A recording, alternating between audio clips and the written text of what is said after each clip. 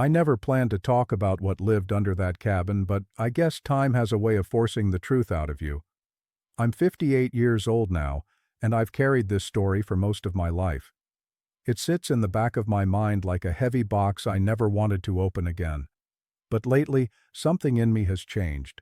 Maybe it's age. Maybe it's the way the nights feel quieter than they used to.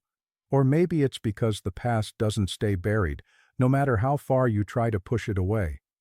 Either way, I think it's finally time to tell what happened out there in those woods, even if part of me wishes I could leave it alone. This all happened decades ago when I was a different person. Young, stubborn, and sure I understood the world better than I do now. Back then, I didn't believe in anything strange. I trusted what I could see, what I could build with my hands, and what I could explain. I thought the forest was just trees and dirt and wind. I didn't understand how alive a place can really be. The cabin was in northern New Mexico, just outside a small town called Arroyo Pine. The land stretched out in long, quiet hills covered with thick pines that swayed even when the air felt still. The forest had this old, patient feeling to it, like it had been waiting long before I ever showed up. People in town didn't talk much about the woods. Not because they were dangerous, more like the way you avoid talking about someone who's standing right behind you. I was a junior contractor then, trying to make something of myself. The cabin was supposed to be a project, something I could fix up and maybe sell, or at least use on weekends to escape the noise of town. I liked being alone back then. Silence felt peaceful to me, safe, predictable. And at first, that's exactly what the place gave me. The mornings were cool, the kind that make your breath float for a few seconds. The afternoons were soft and golden, with only the sound of birds and branches creaking above me. Life felt simple, calm. It didn't stay that way. Looking back, I think the first shift didn't start with a sound or a sight, but with a feeling. One of those small changes in the air you only notice when you're really paying attention. The forest was still beautiful, but there was something underneath all that quiet, something I couldn't name at the time. I kept telling myself it was just loneliness, or nerves, or maybe even the stress of taking on too big a project too young. I didn't want to believe the land itself was trying to warn me. Because the truth is, even before I heard the first noise from under the floor, I already felt something wasn't right. I just didn't know how to put words to it yet. If I had listened to that first feeling, if I had trusted that small spark of unease, I might have walked away before anything happened. But I didn't. And that choice changed everything. I just didn't realize the ground beneath that cabin was already beginning to move. After the ground shifted under the cabin that first time, I couldn't help thinking about where I came from and why I'd ended up alone in that forest in the first place. I grew up in a small house outside Santa Fe, the kind of place where the walls were thin and every sound traveled. My father worked long days repairing fences and roofs for ranchers, and my mother stayed home, keeping the rest of us steady. We weren't wealthy, but we had enough, and most days felt ordinary in a simple, comforting way. My father didn't talk much, but when he did, his words stuck with me. He believed land had a memory. He said you could feel it if you were quiet enough, if you stood still and listened to the way the wind moved or how the dirt settled after footsteps. As a kid, I didn't know what he meant. I thought it was just one of his strange ideas, the kind you shrug off because parents say a lot of things you don't understand until you're older. But he also had this warning he repeated whenever we went camping or wandered too deep into the trees. He'd say, "Some places don't like being lived in." He never explained it. He never said what could happen if you stayed too long. He just had this serious look in his eyes, the kind that made you swallow your questions and keep walking. After he passed, that saying stayed with me, quiet but present, like a loose nail you keep stepping on. Maybe that's why I wanted my own land. Maybe I thought if I owned a place, if I built something on it myself, I could prove his words wrong. I could make the land like me, or at least tolerate me. It sounds foolish now, but back then, it felt like taking control of a world that didn't give you many chances. When I found the listing for the old cabin, it felt like an opportunity. The price was low for the area, almost suspiciously low, but I was too eager to care. I imagined fixing it up, new boards, a stronger roof, maybe even a porch where I could sit in the evenings and watch the treetops sway. I imagined peace, and I imagined purpose. I guess I imagined a version of myself who wasn't as lost as I really was. My family didn't say much when I told them about the cabin. My mother just asked if the place felt good. She meant safe, but she never used that word. I told her yes, even though I hadn't actually been inside yet. I didn't want anyone to worry, least of all her. She'd already carried enough fear after Dad passed. When I arrived at the cabin and saw the disturbed soil around the foundation, I tried to brush it off. Animals, I thought. Erosion. Anything normal. Anything simple. I didn't want to think about my father's warning. I didn't want to consider that maybe some places really don't want company. But standing there, staring at the earth buckled in strange patterns, a chill worked its way up my back.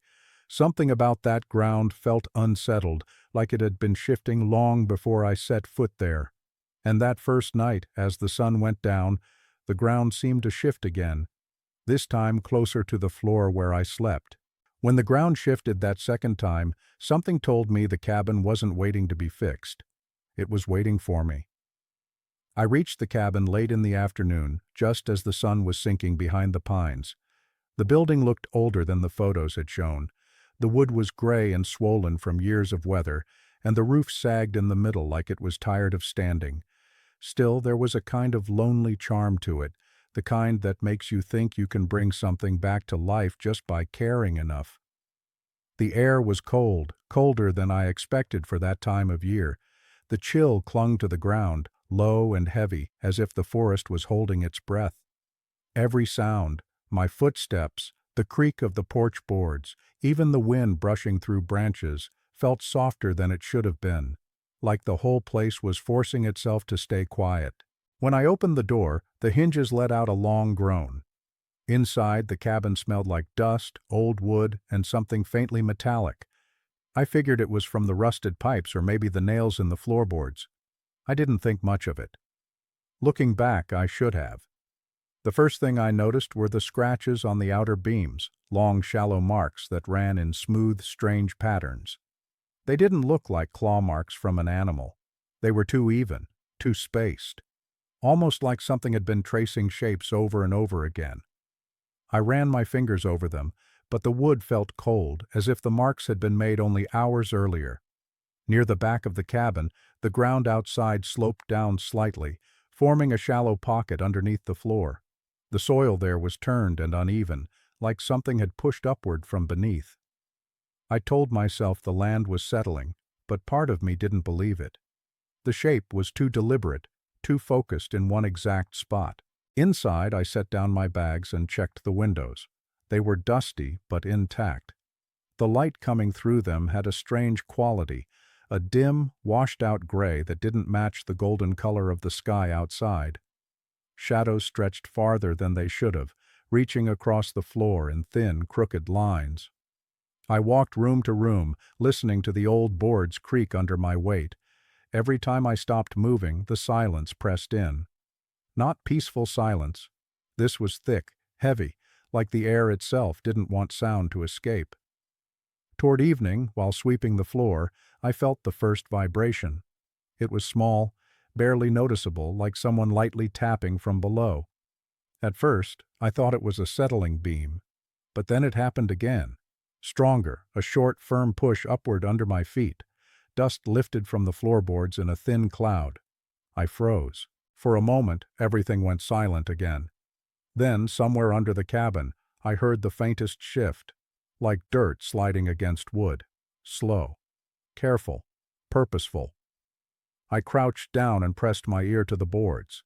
I didn't hear anything else, but the cold rising from the cracks made my skin prickle.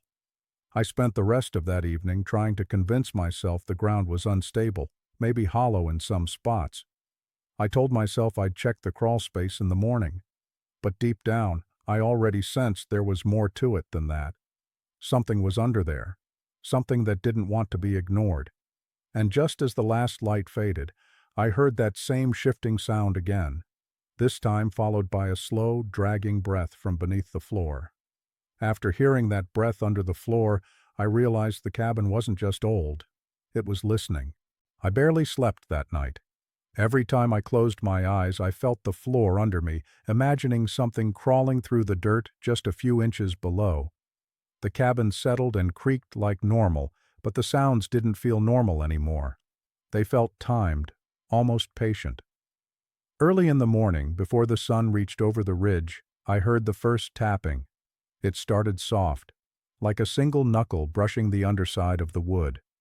Then another. Slow, steady, spaced apart, as if whatever was making the noise was trying to figure something out.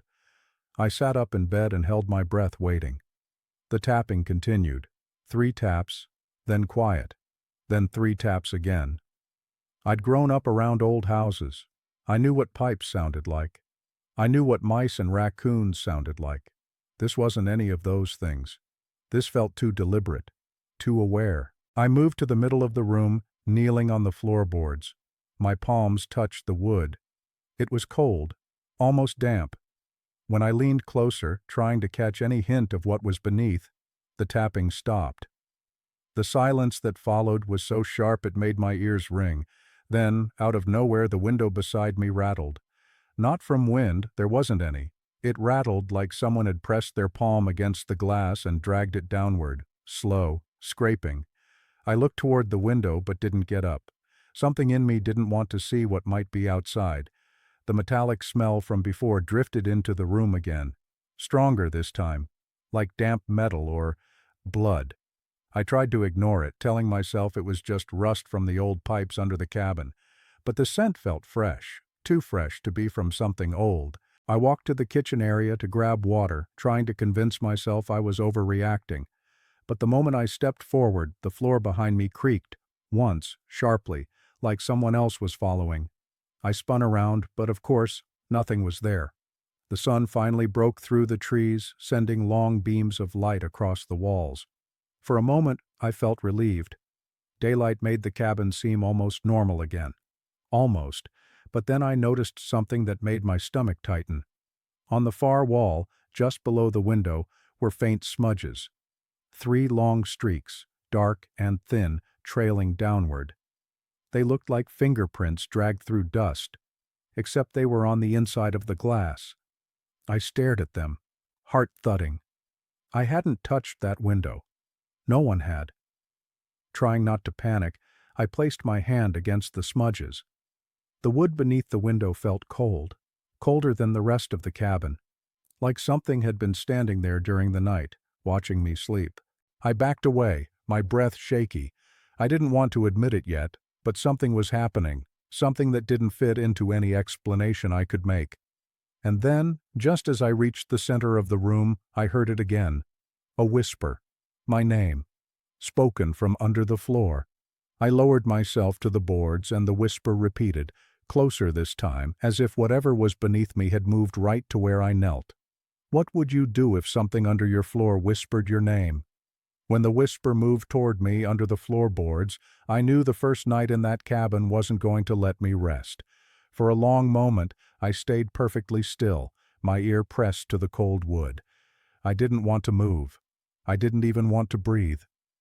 The whisper had sounded like my name, but not in my voice. It was stretched, too soft and too slow, like someone practicing the shape of the word without fully understanding it. I pulled back, my heart pounding. A part of me wanted to flee the cabin right then, run out into the daylight and never look back. But another part, maybe the stubborn part that hated feeling afraid, kept me rooted where I stood. I needed to understand what was happening, or at least pretend I did. As night came again, the cabin settled into darkness. The quiet felt heavier this time, as if the walls were holding a breath, waiting. I lit an old oil lamp I found on a shelf. Its warm glow made the room feel safer, but not safe. Hours passed without anything happening. I tried to convince myself that the whisper earlier had been my imagination, a trick of nerves after a long day. But around midnight, something shifted. The first noise was faint, like fingertips brushing lightly across the underside of the floor. Slow, careful, testing the wood. Then came the knocking. 3 taps. A pause. 3 more taps. The same rhythm as before. I climbed into bed, pulling the blanket up even though the room didn't feel cold.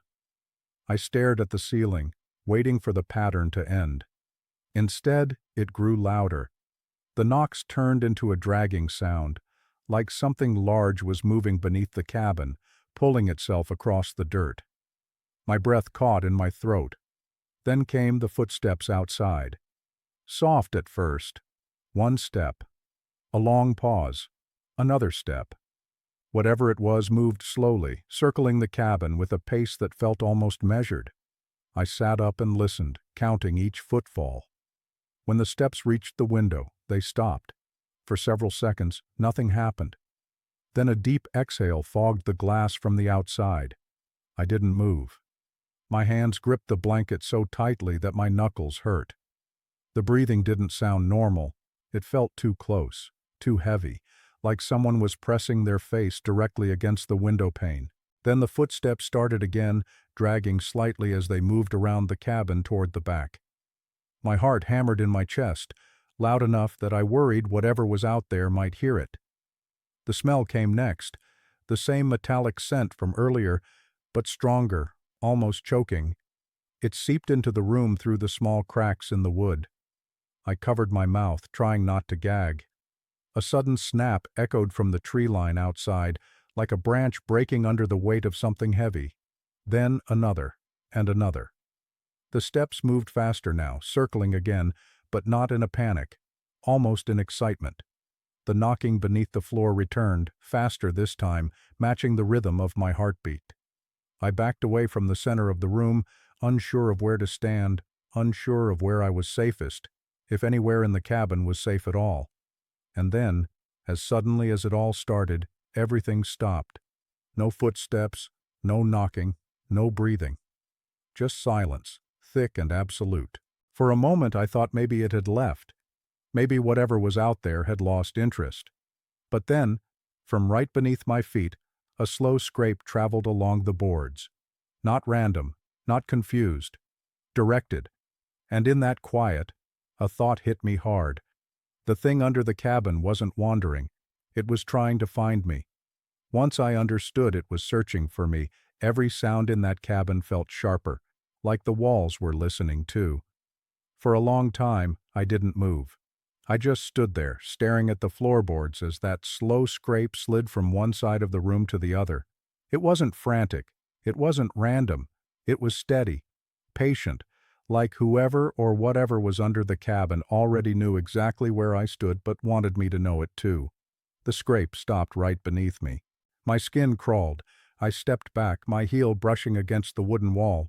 The lamp's flame flickered, throwing long shadows across the room.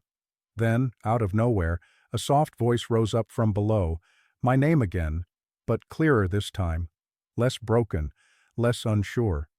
I felt rooted to the spot, unable to breathe as the voice repeated itself. This time, though, it added something else. Words I hadn't spoken since arriving. "Don't go." My chest tightened. Those were the last words I said to my mother before leaving for the cabin. But I had said them miles away, inside my truck, not out loud here, not where anything could hear me. I backed away slowly, trying to stay calm even though every instinct in me screamed to run. My heart thudded like it wanted out of my chest. Suddenly, a loud thump shook the floor. Dust fell from the ceiling. The cabin groaned from the impact. Something large had slammed against the underside of the boards, right where I'd been standing before. I grabbed the lantern and moved toward the door, but a sound stopped me. Footsteps. Not outside, not under the floor. Above me. They crossed the roof in long, fast strides, too fast for any person. The boards creaked as the weight shifted, then again as it moved from one corner to the other, almost like it was pacing. My breath came out shaky. How had it gotten onto the roof so quickly? Something scraped across the shingles, dragging long lines across the surface. I looked up instinctively, though I couldn't see through the ceiling. The noise shifted again, this time to the far side of the cabin, then suddenly dropped to the window. A shadow passed over the glass. I froze. The shadow didn't look like a person. It was taller, stretched somehow, as if its limbs bent in the wrong places, and it moved with an unnatural smoothness, slipping from one edge of the window to the other with no sound except the faintest tap on the glass. Then the metallic smell hit again, stronger than ever. I held the lantern close. The light trembled in my shaking hand. The shadow stopped moving and lingered in front of the window. I couldn't see a face, but I could feel it watching me. The voice rose again, from below this time, speaking my name perfectly, in the exact tone and pitch I used when introducing myself. Not broken, not stretched, perfectly. I didn't answer. I couldn't. The voice repeated it again, this time with a strange echo, like two voices speaking over each other, one trying to match mine, the other deeper and more hollow. The boards creaked behind me. The shadow slid away from the window. Everything went still. And then, from beneath the house, the voice whispered a new word, one I hadn't spoken at all. Come. While cleaning the cabin the next morning, I found a hidden trapdoor beneath an old rug, one that wasn't listed in any blueprint or property record. Finding that trapdoor didn't feel like discovering something new, it felt like uncovering something I was never meant to see. The rug in the center of the cabin was old, frayed at the edges, and stiff with dust. I had walked over it a dozen times without thinking twice. But that morning, after the night's voices and footsteps, I noticed the corner lifted just slightly, like it had been moved recently. When I pulled it back, I saw the outline of the trap door, thin, almost invisible, its edges packed with dirt. My stomach tightened. I knew the cabin's layout from the paperwork and the inspection notes. There was never any mention of a lower level or storage pit. Whoever built this door wanted it hidden. I hesitated, staring at the wooden square beneath my feet. The metal ring used to pull it open was worn smooth, as if handled many times. I crouched down and gripped it. The wood creaked softly, as if warning me not to open it. But I did anyway. The door lifted with a low groan, revealing a narrow opening that breathed out cold air. A ladder made of rusted metal rungs disappeared into darkness. The smell that drifted up was dry dirt mixed with that same metallic scent from the night before. My skin prickled. Still, I leaned forward with the lantern, letting its weak glow spill downward. The space below wasn't a basement. It wasn't even a proper crawl space. It was more like a burrow, dirt walls packed tight around a narrow tunnel that stretched underneath the cabin floor. The earth looked disturbed, clawed at, dragged through. Patterns in the soil curved inward like something had paced through it again and again. I swallowed hard. I climbed down one rung at a time until my boots touched the ground. The air was colder here, thick and stale. The lantern light shook in my hand, casting long shadows on the uneven walls. As I moved forward, my foot brushed something half buried in the dirt. I knelt and uncovered a strip of fabric, old, torn, and stained brown. It looked like it had once been part of a shirt. Beside it lay a rusted chain, one end buried deep in the earth. The links were thick, heavy, too strong to be broken easily. Yet the end of the chain was snapped, metal bent outward as if something had forced its way free. My chest tightened. Someone, or something, had been restrained down here.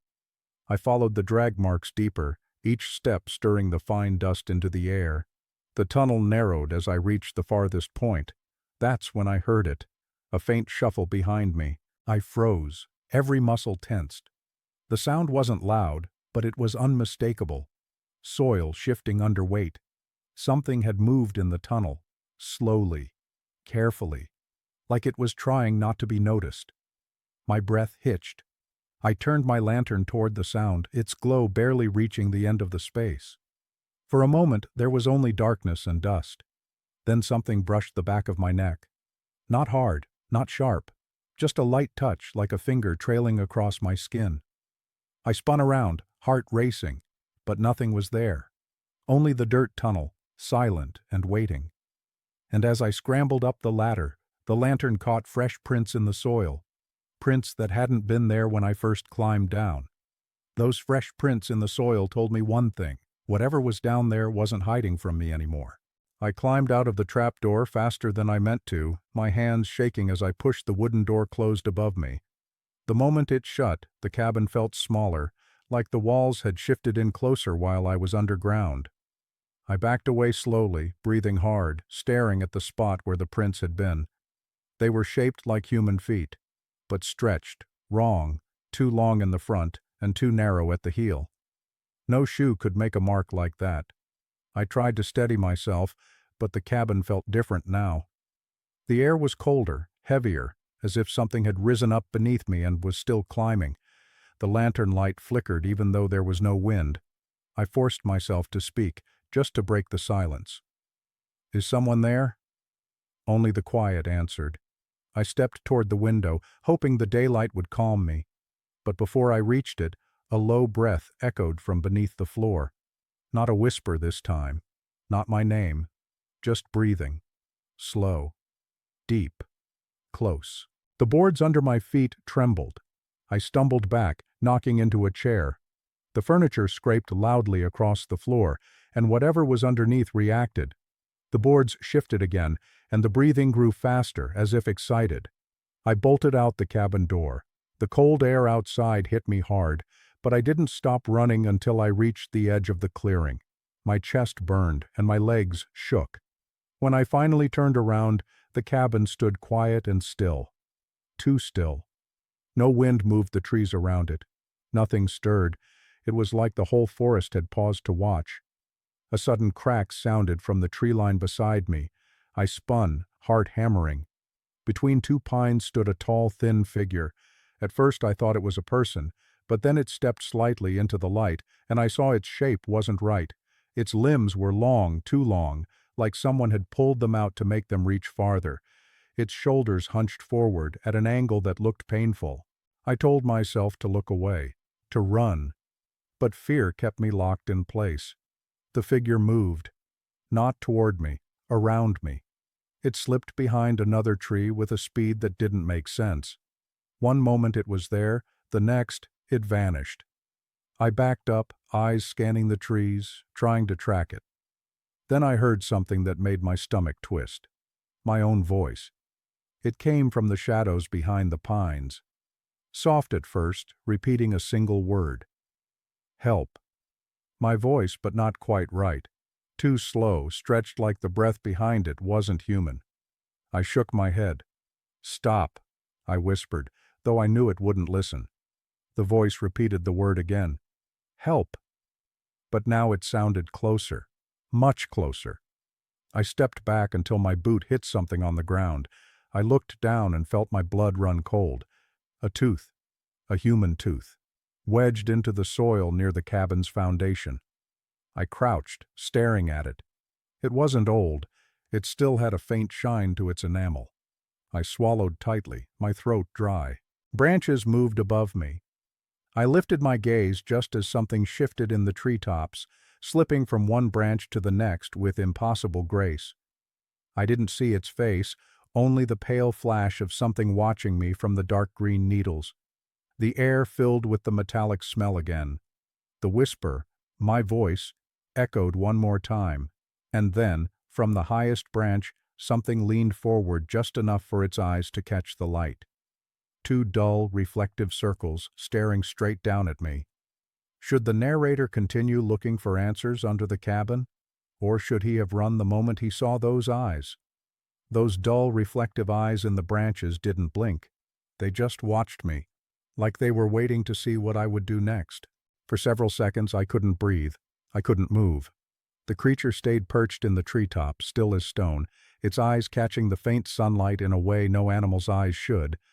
They didn't glow, they reflected, like glass or wet metal. And they didn't narrow, or widen, or shift, they just stared. When I finally stepped back, the creature's head tilted, slow and curious. Not hostile, not afraid, just watching me think. I turned and ran. My boots pounded through the clearing, kicking up dirt, but every sound felt swallowed by the forest. No birds, no insects, just the faint hiss of wind slipping through the branches. I kept glancing over my shoulder, half expecting the creature to drop from the trees and crash toward me. But it didn't. It followed. I didn't see it at first. I heard it. Soft thumps overhead, moving branch to branch, matching my pace, not chasing, shadowing, keeping me in sight. "Leave me alone!" I shouted, though my voice cracked halfway through. Something answered from ahead.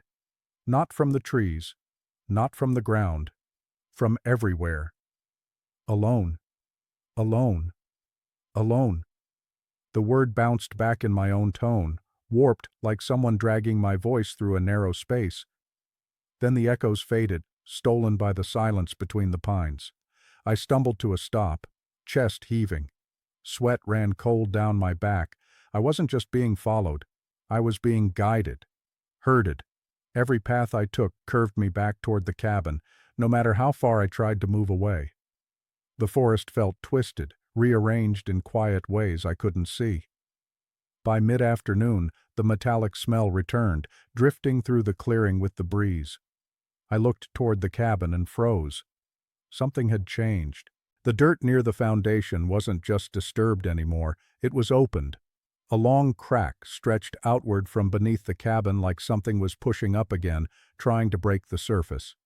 The boards above the crack bowed upward slightly, as if the ground had risen during the hours I was gone. I swallowed hard. Whatever was beneath the cabin was getting stronger. I took a shaky step closer, and the whisper returned.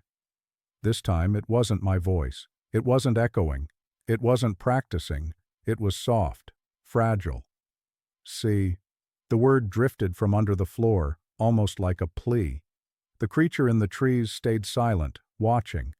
I crouched by the crack, heart pounding. The air rising from it was cool, almost soothing, but it carried the scent of metal and dirt. Years of stillness now broken open. Then, from the shadows beneath the cabin, something moved. Not an arm, not a face.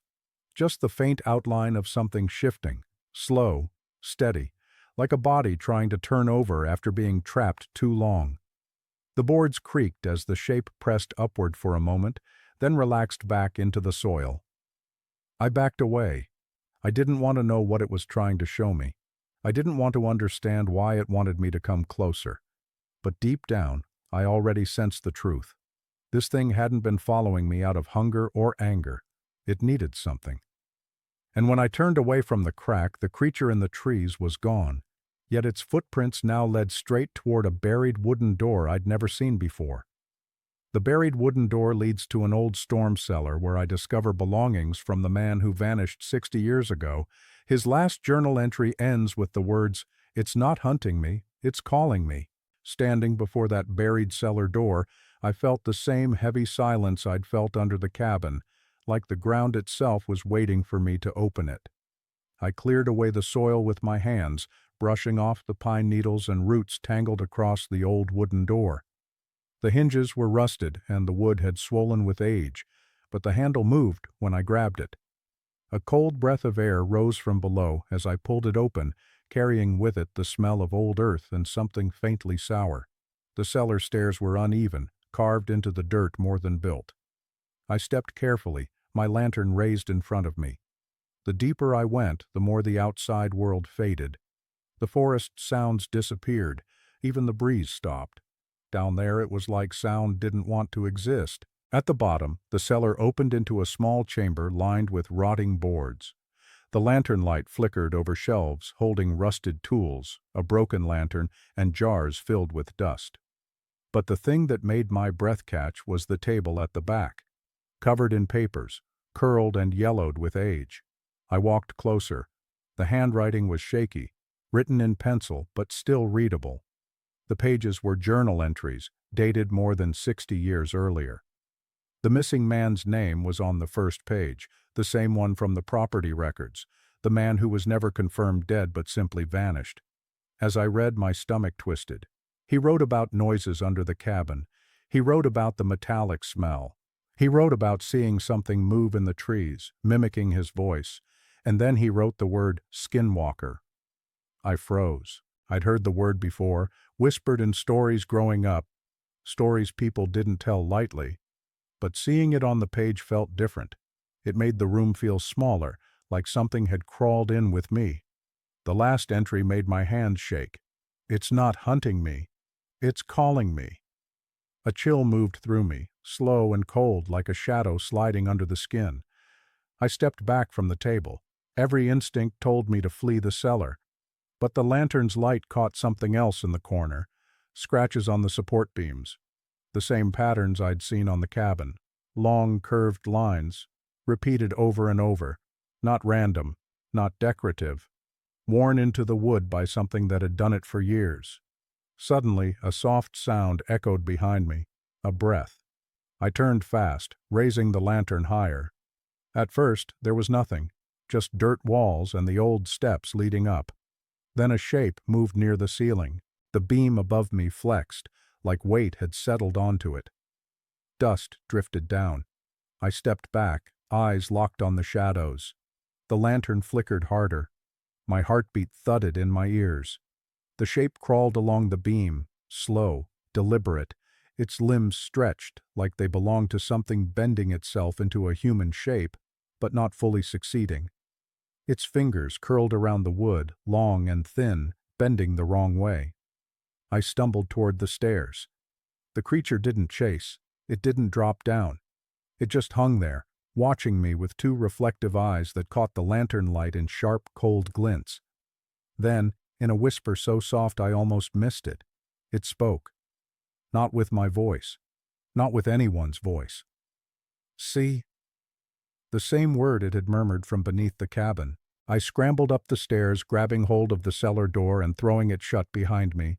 I leaned against the earth, breathing hard, staring into the empty clearing as if expecting the creature to burst through the ground. But nothing moved, only the wind brushed the trees. And then, from right behind the cellar door, the creature's voice rose again, perfectly mimicking mine as it whispered, "Don't run." Hearing my own voice whisper, "Don't run," from behind the cellar door froze something deep inside me. Like a part of me understood this was no longer just fear. It was a warning. For a few seconds, I couldn't move.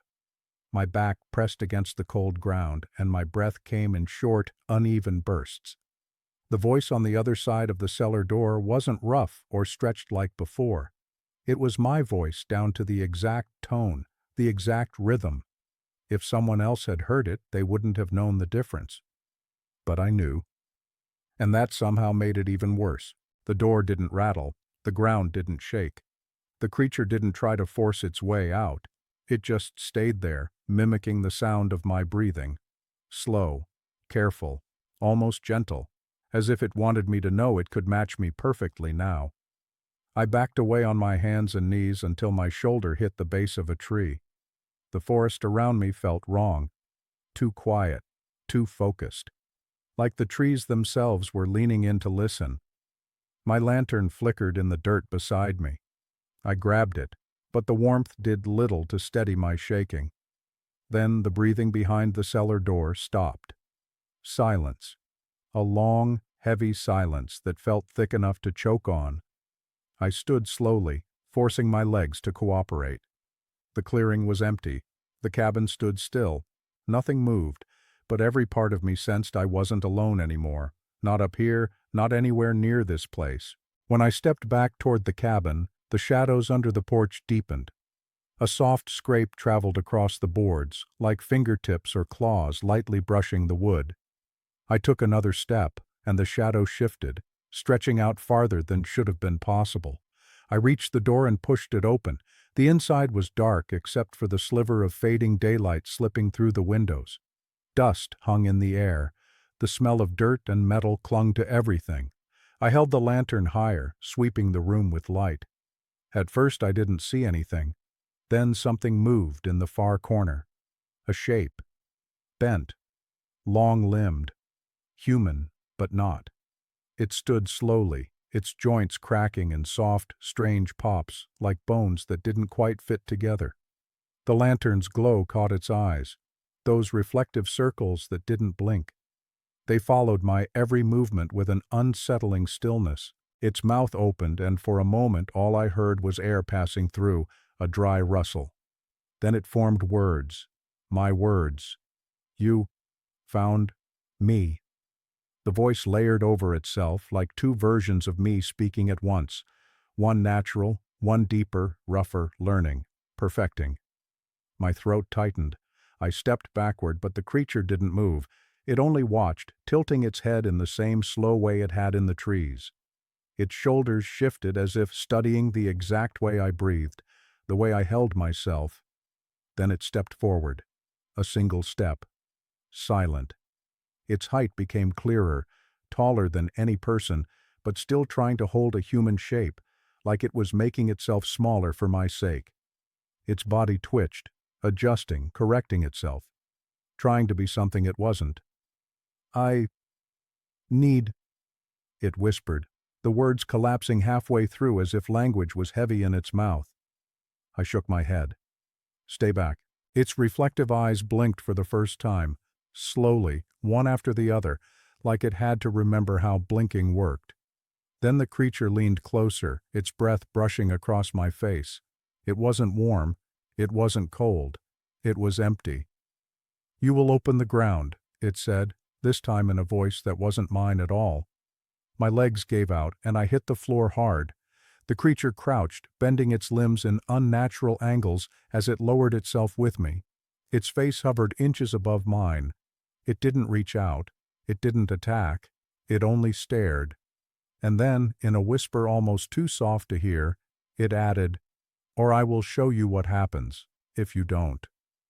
When the creature whispered that threat inches from my face, something inside me cracked, not from fear alone, but from the feeling that it already knew every weak part of me. I pushed myself backward across the floor, my palms scraping against the old boards. The creature didn't move at first. It stayed crouched low, its limbs bent in those unnatural angles, its reflective eyes following me without blinking. If anything, it looked curious, like it was studying the way I reacted, memorizing it. My chest tightened. I tried to steady my breathing, but it came out too fast, too shaky. The creature copied it, each inhale, each exhale, perfectly. The room felt colder with every breath, as if the air was thinning around us. "Why, me?" I managed to whisper. The creature's head tilted slowly, like it understood the question but not the meaning. Its jaw shifted, opening just slightly, but instead of speaking, it made a sound. One I recognized instantly. My mother's voice. Soft, worried, the way she sounded when she asked me if the cabin felt good. I froze. The creature repeated the small hum she made when she didn't know what to say next. Perfect. Dead on.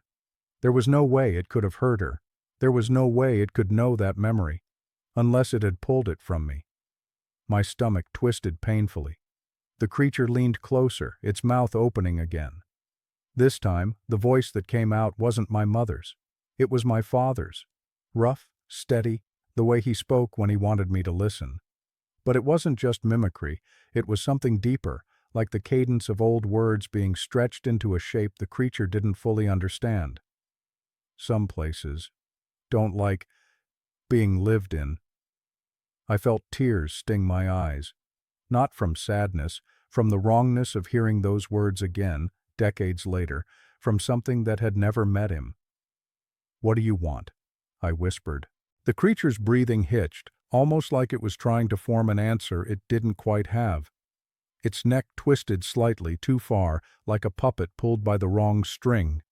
Then it raised one long arm and pointed toward the floor, toward the ground beneath the cabin.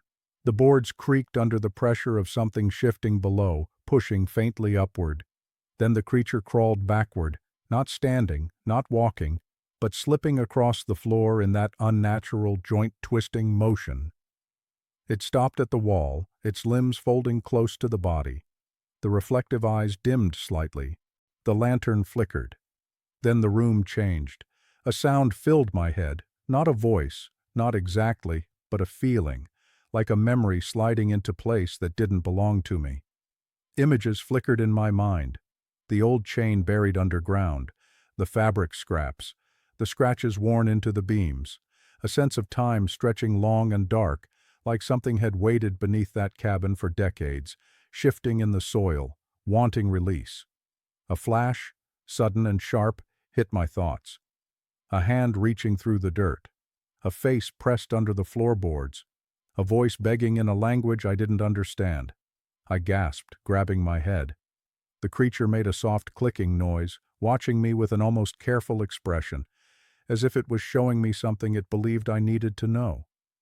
The visions faded, leaving only the cold silence of the cabin around me. And then the creature did something I didn't expect. It spoke my name, not in my voice, not mimicked, but in a low, almost human tone. "You see now?" I shook my head. "No, I don't understand." The creature blinked slowly, then its body shifted, pulling itself upward until it stood at its full, unnatural height. "You will," it whispered. And then it spoke a detail from my childhood, something no one else alive knew, proving it had reached deeper into me than I ever thought possible. "If this were you, would you stay and listen to the creature, or run before it learned even more about you?" Hearing the creature speak a memory from my childhood, one I had never told anyone, made me realize I wasn't dealing with something guessing at my thoughts. It was pulling them out of me. My legs almost gave out as the creature said the words. It repeated a moment I hadn't let myself think about in years, a moment when I was 8, standing alone behind our old house, wishing for someone to find me when I felt forgotten. It spoke it softly, like a secret I had whispered to the world and the world had whispered back. My breath came in uneven waves.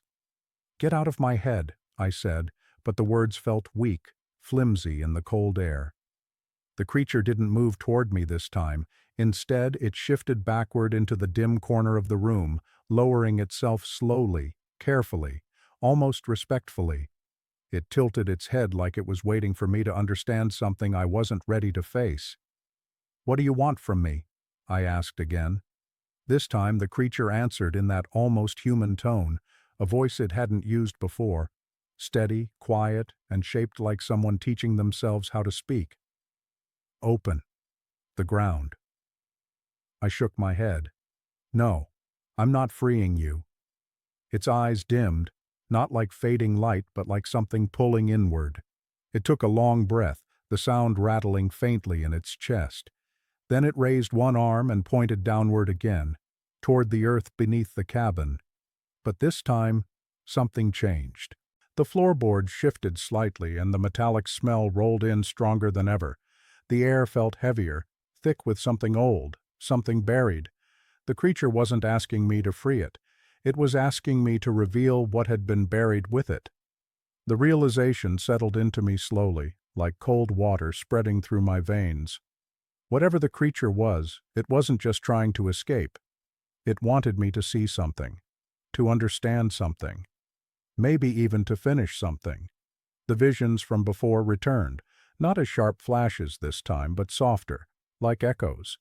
A man digging, a chain being pulled tight, a voice crying out from under the boards. The missing owner, the one who had vanished 60 years ago. He hadn't disappeared. He had buried the creature, or tried to. "Why me?" I whispered again, but not out of fear, out of confusion, out of the awful dawning feeling that I wasn't just caught in the middle of something, I was part of it. The creature leaned forward, its limbs folding unnaturally, and spoke in that almost human voice. "You hear, you see, others did not." A shiver climbed up my spine. Was that why the forest felt wrong? Why the air seemed to change around me? Why the creature had watched instead of attacked? It hadn't chosen me to hunt. It had chosen me to witness. My heart pounded as I stumbled back toward the door, unsure if I wanted answers anymore. The creature didn't follow. It only whispered one last line, soft but clear. "Finish what he started." The floor beneath my feet groaned, the earth shifting as if something deep below had started to rise or push back. And before I could reach the door, the ground split open with a cracking sound that shook the entire cabin, pulling me into the truth I'd never wanted to know. When the ground cracked open beneath me, it felt like the earth itself was finally admitting the truth, that something had been alive under that cabin for far too long. The floor split with a deep groaning sound that rattled through the boards and into my bones. I stumbled as the wooden planks bowed upward, pushed from below by something strong enough to make the entire cabin tremble. Dust rained from the ceiling. A long crack tore across the floor, opening just enough for the cold air below to spill out in a harsh breath. The creature didn't move toward me. It stayed crouched in the shadows, its reflective eyes fixed on the widening break in the floorboards.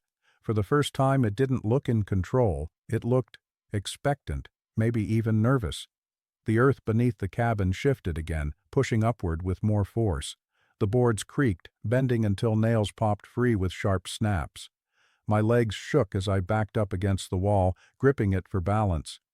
The metallic smell filled the entire room now, thick, heavy, mixed with the scent of soil that hadn't seen air in decades. "Stop!"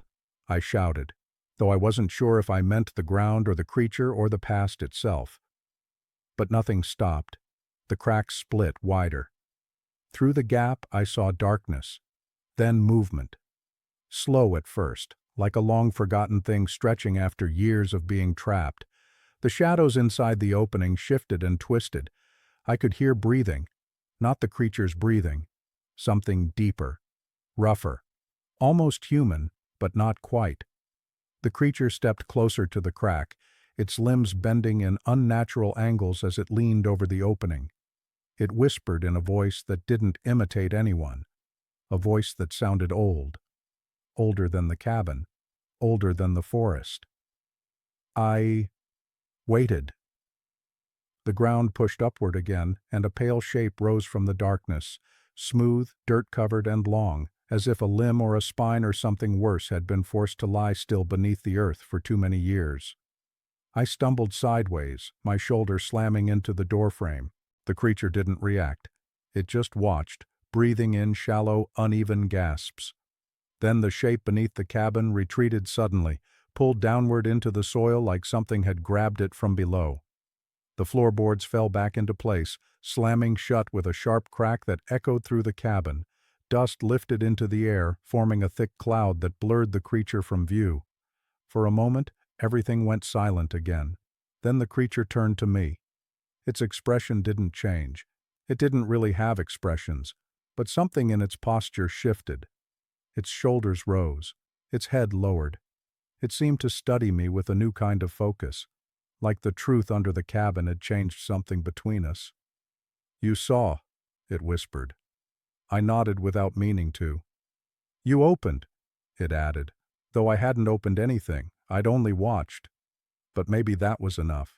The creature stepped backward, its limbs adjusting as if preparing for something.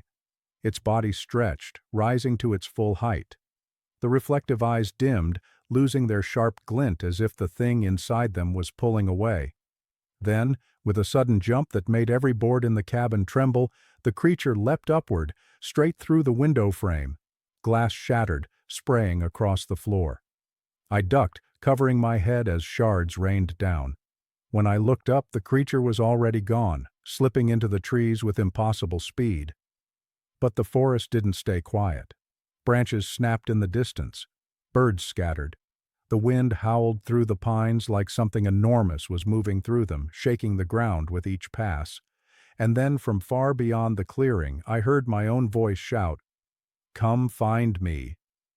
And before I could even step outside, I heard that same voice again, this time right behind me, whispered in a slow, careful breath. Hearing my own voice whisper behind me when I knew I was alone was the moment I finally understood the truth. The creature wasn't trapped anymore, and neither was I. I turned slowly, afraid of what I'd see, afraid of what I wouldn't see. But the cabin behind me was empty. The broken window let in a sharp draft that made the lantern flame bend sideways. My breath shook as I stepped backward, waiting for something to grab me, waiting for those long limbs to slide out of the shadows again. But nothing came. The voice didn't repeat itself. It didn't need to. The forest outside was loud now, too loud. Branches snapped far off, then closer. The wind carried whispers that weren't shaped like words, but carried weight like they wanted to be. Something was moving among the trees, and I didn't know if it was the creature or something older beneath the cabin finally stretching its limbs. I should have run. Any sane person would have run. But instead, I walked to the doorway and looked out across the clearing one last time. The forest line seemed deeper than before, the shadows thicker.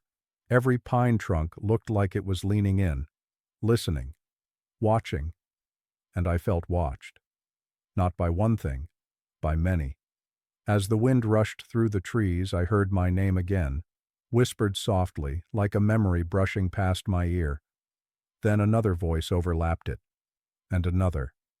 All of them different versions of me, all of them pulling at my thoughts like strings. The creature had learned my voice too well. I don't remember leaving the cabin. I just remember waking up in my truck hours later, the engine cold, the forest quiet again. The cabin door stood open behind me, swinging gently back and forth, though there was no breeze strong enough to move it. I told myself to drive away, to get as far as possible from that place. But I sat there for a long time, staring at the tree line, waiting for those reflective eyes to appear again. They never did. Not then, anyway. I left the cabin behind that night. I left the tools, the lantern, the bed, everything. I didn't even lock the door.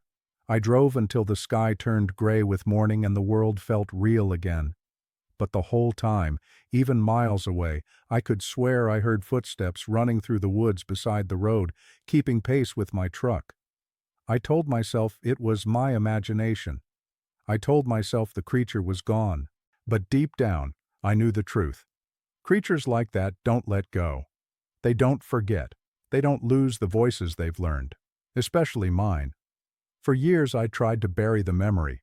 I avoided talking about it. I tried to pretend the world was simple again. But every so often, sometimes late at night, sometimes in broad daylight, I hear tapping under my floorboards. 3 slow knocks. A pause. 3 more. And then my voice whispers back to me from the dark. Older now. Quieter. But perfect. I know the creature isn't trapped anymore. I know it didn't stay under that cabin. It followed the only voice it learned well enough to trust. Mine. And if it learned mine, it can learn others too. So if you ever hear someone calling your name in the woods, and it sounds like you, don't answer. Because I did. And I think it's still learning, still waiting, still listening through someone else's voice now. And tonight, outside my window, I hear breathing.